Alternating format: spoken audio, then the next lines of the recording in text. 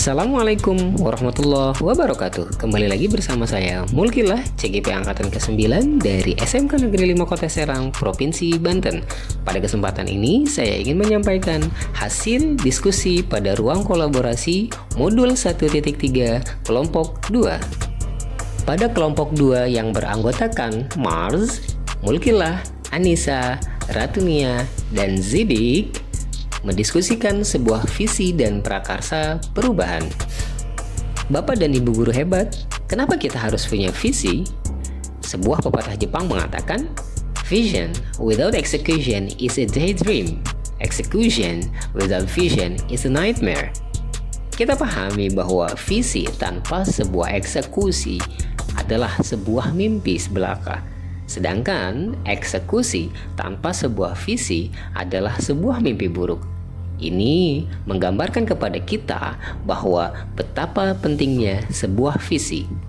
Sebagai guru penggerak, tentunya kita memiliki visi. Yang pertama adalah berorientasi dan keberpihakan kepada peserta didik, serta memunculkan profil pelajar Pancasila. Pada awal diskusi kelompok, masing-masing dari anggota kelompok memiliki visi yang berbeda-beda. Namun, kita pahami bersama bahwa dalam satu kelompok harus memiliki satu visi yang sama yang dapat kita capai di masing-masing sekolah. Maka, kami bersepakat untuk merumuskan satu visi, yaitu mewujudkan siswa-siswi berkarakter profil pelajar Pancasila yang unggul dalam prestasi, berbudaya lingkungan, dan mampu sebagai teladan. Setelah visi terbentuk, langkah selanjutnya adalah merumuskan aset yang masing-masing kita miliki. Kita ketahui bersama bahwa Michael Lebov pernah mengatakan bahwa aset terbesar perusahaan adalah pelanggan.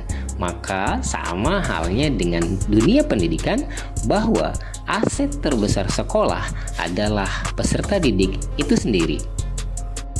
Dengan terbentuknya visi dan misi serta mengetahui aset terbesar pendidikan adalah peserta didik itu sendiri, maka kami bersepakat bahwa prakarsa perubahan dapat mengantarkan kita lebih dekat dengan visi. Maka prakarsa perubahan itu dapat kita susun dengan memperhatikan beberapa hal sebagai berikut. Yang pertama adalah aset, yang kedua adalah tantangan yang dihadapi, yang ketiga aksi nyata, serta yang keempat adalah pembelajaran. Dengan memperhatikan keempat tersebut yang biasa kita sebut alur atap, maka kami merumuskan prakarsa perubahan, yaitu menguatkan cipta rasa karsa untuk mengoptimalkan talenta peserta didik melalui kolaborasi pembelajaran berpihak pada siswa. Untuk selanjutnya, apa yang harus kita lakukan?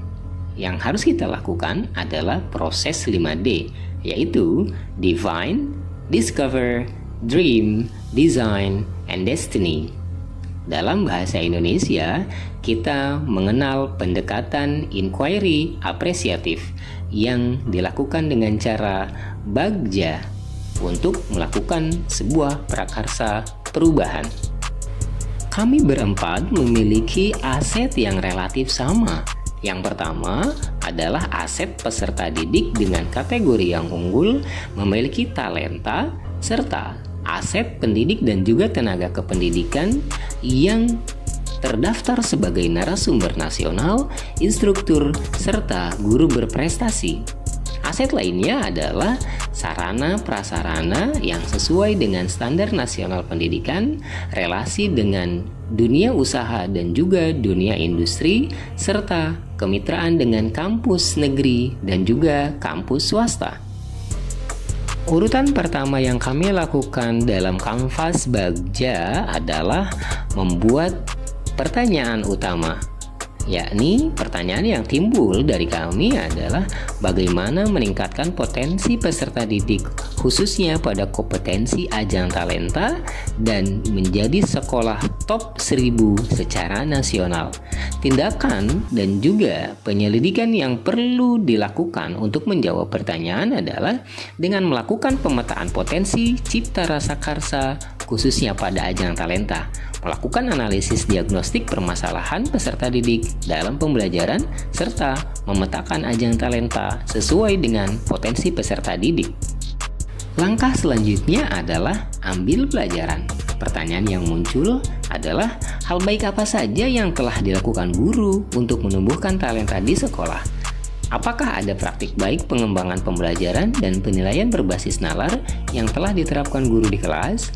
Apa saja langkah yang telah dilakukan sekolah untuk mendukung penguatan talenta dan nalar peserta didik? Tindakan dan juga penyelidikan adalah analisis hasil supervisi pembelajaran, analisis hasil penilaian sumatif, melaksanakan refleksi pembelajaran antar MGMP MAPEL dalam sekolah, analisis raport pendidikan, dan sinkronisasi dengan RKT ataupun juga RKS. Langkah selanjutnya adalah gali mimpi. Pertanyaan yang timbul adalah apa yang diharapkan dari peningkatan talenta peserta didik di sekolah? Tindakan dan penyelidikannya adalah pemetaan karir sesuai dengan talenta yang dimiliki peserta didik, kolaborasi dengan pihak eksternal dan mencari informasi pembiayaan studi lanjut, serta analisis keberlanjutan jurusan dengan bakat dan minat serta cipta rasa karsa dan talenta peserta didik. Langkah selanjutnya adalah jabarkan rencana. Pertanyaan yang timbul adalah langkah apa saja yang harus dilakukan untuk memetakan talenta peserta didik di sekolah? Langkah apa saja untuk mengembangkan talenta peserta didik? Serta tindakan yang perlu dilakukan adalah mengkomunikasikan dengan kepala sekolah untuk menyusun program dan juga organisasi pengembang talenta, membentuk program dan organisasi di bawah tim pengembang kurikulum untuk memastikan pengembangan nalar dan kodrat peserta didik, serta sinkronisasi program pengembangan dan tim dari ketua tim pengembang, bendahara, dan tim evaluator. Langkah terakhir dari proses bagja adalah atur eksekusi. Pertanyaan yang timbul adalah siapa yang bertanggung jawab untuk mengordinasikan kegiatan peningkatan talenta di sekolah? Kapan kegiatan peningkatan talenta di sekolah dapat dilaksanakan? Bagaimana proses evaluasi pelaksanaan hasil dari kegiatan tersebut? Tindakan yang perlu dilakukan adalah dalam eksekusi dilakukan pendekatan dengan sistem OKR, yaitu Objective Key Result. Setiap tim memiliki objektif yang harus dipenuhi dan menyusun key result atau indikator keberhasilan. Hasil kegiatan dievaluasi dalam 1 bulan atau dalam kurun waktu yang telah ditentukan. Kata-kata prakarsa yang sudah disusun yang berlandaskan pada aset atau hal baik yang ada di lingkungan sekolah, yaitu berupa potensi peserta didik dengan kategori unggul dalam talenta, dirumuskan dalam bentuk OKR sebagaimana berikut. Selanjutnya, sebuah ungkapan yang pernah disampaikan oleh David Copperrider bahwa we need to discover the root causes of success rather than the root causes of failure.